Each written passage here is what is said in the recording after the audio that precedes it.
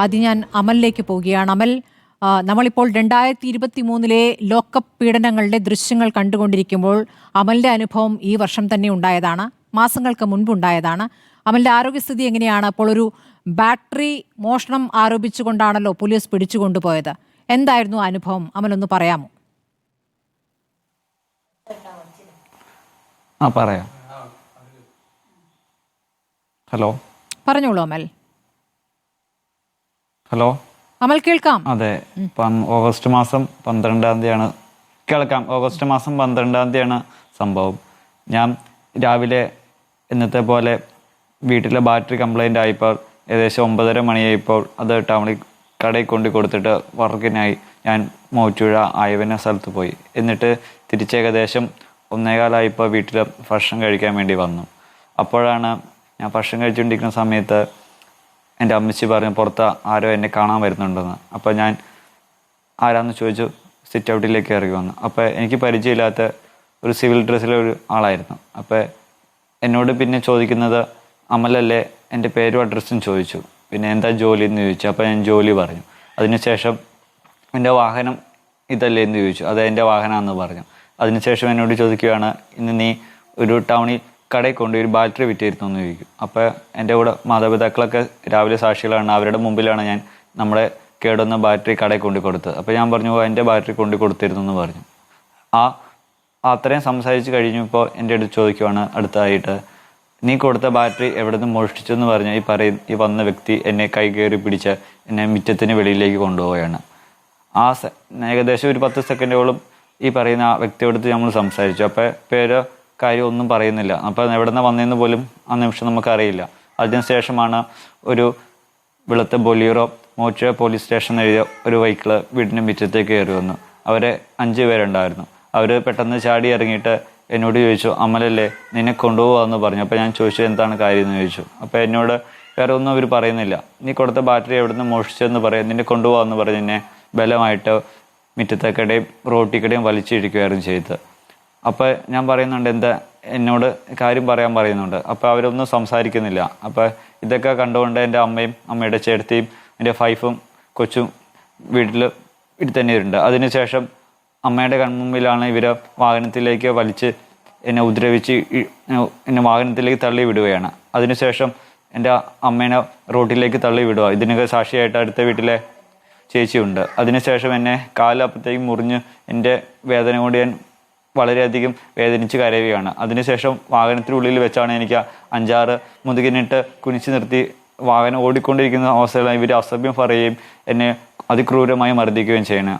അതിനുശേഷം Muvattupuzha government hospital ടൗണിലെത്തിയതിനു ശേഷം government hospital അവിടെ എത്തി അത് മെഡിക്കൽ എടുക്കുവാനെന്ന് പറഞ്ഞു. അപ്പോൾ എന്താണെന്ന് എനിക്കറിയില്ല. അപ്പോൾ അവിടുത്തെ കാഷ്വാലിറ്റി ഡോക്ടറിൻ്റെ അടുത്ത് എന്നെ കൊണ്ടുപോയിരുത്തി. അപ്പോൾ എൻ്റെ കാലിക്കട ബ്ലഡ് ഒഴുകിക്കൊണ്ടിരിക്കുന്ന. അപ്പോൾ ഇവർ പറയുന്ന ഡോക്ടറെ അടുത്ത് ബാറ്ററി മോശമായിട്ട് ഒരാളെ പിടിച്ചുകൊണ്ട് എത്രയും പെട്ടെന്ന് മെഡിക്കൽ എടുക്കണം, അതിനുവേണ്ടി വന്നാന്ന് പറഞ്ഞ് ഏകദേശം 2 മിനിറ്റ് സമയത്തിന് ഉള്ളിൽ എന്നെ ഹോസ്പിറ്റലിൽ നിന്ന് കൊണ്ടുപോവുകയാണ്. അപ്പോൾ എനിക്ക് വേദനയുണ്ട്, കാല് ബ്ലഡ് ഒഴുകിക്കൊണ്ടിരിക്കുകയാണ്. ഇതൊന്നും ഡോക്ടറോ പോലീസോ ഒന്നും കേൾക്കുന്നില്ല. എന്നിട്ട് അവിടെ ഏകദേശം 2 മിനിറ്റിന് ശേഷം ഇവർ പറയുകയാണ് ഇല്ല കേൾക്കുന്നില്ല, അവർ കേൾക്കാൻ അവരൊന്നും കൂട്ടാക്കുന്നില്ല. അപ്പോൾ അത് കഴിഞ്ഞ് അവിടുത്തെ ഒരു ടാപ്പ് ഉണ്ടായിരുന്നു. അപ്പോൾ ടാപ്പിൻ്റെ അവിടെ വെച്ചിട്ട് ഞാൻ കാല് കഴുകുന്നുണ്ട്. അപ്പോൾ അവിടുത്തെ ആ പോലീസ് ഉദ്യോഗസ്ഥരിൽ ഒരാൾ പറയുകയാണ്, അമലെ നീ കുറ്റം ഏറ്റെടുത്തോ, കുഴപ്പമില്ല, നീ ഏറ്റെടുത്തോ, നമുക്കത് ഒതുക്കി പറഞ്ഞു തീർക്കാം. അപ്പം ഞാൻ ചെയ്യാത്ത കുറ്റമായതുകൊണ്ട് ആ നിമിഷം പോലും എന്നെ അതിക്രൂരമായിട്ട് ഇടിച്ചിട്ട് ഞാൻ സത്യാവസ്ഥ തന്നെയാണ് ഞാൻ അവരോട് പറയുന്നത്. എൻ്റെ ബാറ്ററിയാണ് ഞാൻ കൊണ്ടുകൊടുത്തോളും, എനിക്ക് വേറെ ഒന്നും അറിയില്ല എന്ന്. എന്നിട്ട് അതിനുശേഷം ഏകദേശം 2 മിനിറ്റ് ശേഷം മൂവാറ്റുപുഴ പോലീസ് സ്റ്റേഷനിലേക്ക് ഞാൻ എത്തിക്കുകയാണ്. അവിടെ ചെല്ലുമ്പോൾ എൻ്റെ മമ്മി ആ വാഹനത്തിൽ ഓട്ടോറിക്ഷയിൽ അവിടെ വന്ന് നിൽപ്പുണ്ട്. അപ്പോൾ ആ സമയത്ത് ബിനോയ് ഭാസ്കർ എന്ന് പറഞ്ഞ എൻ്റെ അയൽവാസിയുണ്ട്. അപ്പോൾ ആ ചേട്ടനെ അവിടെ എത്തിയിരുന്നു വിളിച്ചു പറഞ്ഞതിന് ശേഷം.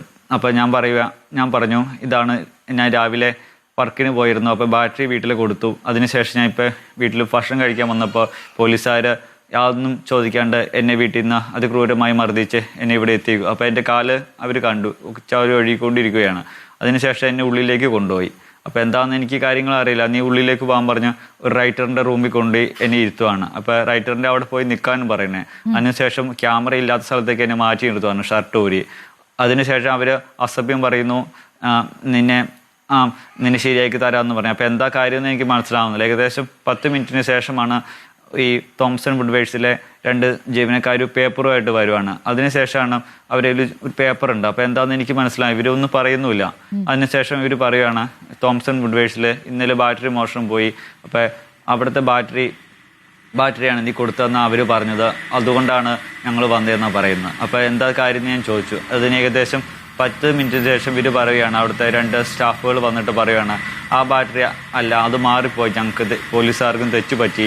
അവർ ഒറിജിനൽ ബില്ലുമായിട്ട് ഒത്തുനോക്കിയപ്പോൾ അവർക്ക് മനസ്സിലായി എൻ്റെ ബാറ്ററി 2015 ആയിരുന്നു, ആ ബാറ്ററി തന്നെ ഞാൻ കൊടുത്തതെന്നും അവർ പറഞ്ഞു.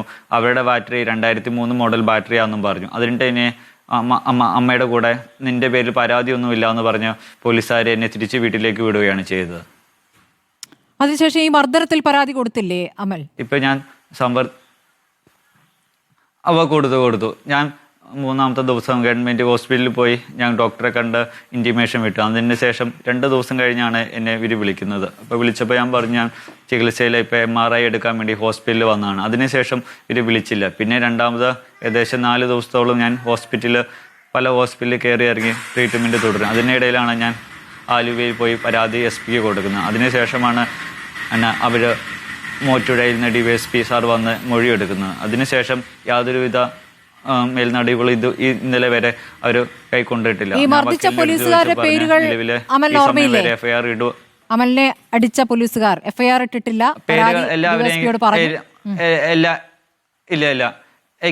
എല്ലാവരെയും എനിക്ക് വീഡിയോയിൽ കണ്ട എല്ലാവരെയും പരിചയമുണ്ട്. പേരാരും എനിക്ക് എനിക്ക് മുൻപരിചയമില്ലാത്ത പേരുകൾ അറിയില്ല. ഈ മൂവാറ്റുപുഴ പെരിങ്ങേലിലുള്ള ഒരു പോലീസ് ഉദ്യോഗസ്ഥനുണ്ടെന്നാണ് പറയുന്നത്. ബാക്കിയുള്ള പോലീസുകാരെ എല്ലാവരെയും മുഖം നമുക്ക് തിരിച്ചറിയാൻ സാധിക്കുന്നുണ്ട്. 5 പോലീസുകാരാണല്ലേ? അതെ. ഒരാൾ മഫ്തിയിൽ, ബാക്കിയുള്ള പോലീസ് വേഷത്തിലായിരുന്നു ആകെ.